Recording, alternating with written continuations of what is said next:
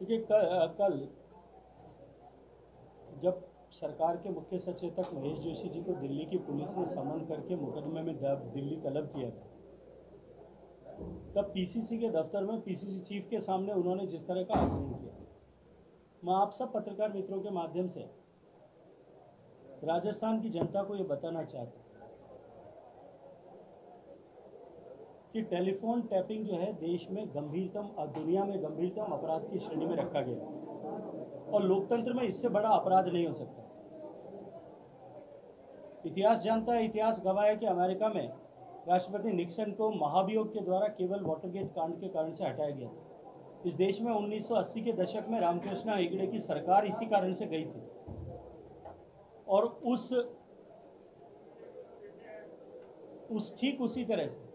राजस्थान की सरकार जिस तरह से अघोषित रूप से, अवैधानिक रूप से, वैधानिक शक्तियों का दुरुपयोग करते हुए लोगों का टेलीफोन टैप कर रही है, मुझे लगता है कि लोकतंत्र में इससे बड़ा अपराध नहीं हो सकता। और मैंने इसीलिए ये कहा कि ये जो घबराहट, ये जो बौखलाहट, ये जो खिसियाहट और ये जो खींच महेश जोशी जी के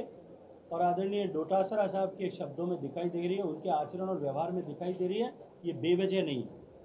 महेश जोशी जी कानून के ज्ञाता हैं, वो इस बात को अच्छी तरह से जानते हैं कि यदि इसकी निष्पक्ष जांच हुई तो निश्चित रूप से राजस्थान की सरकार का दोष सिद्ध होगा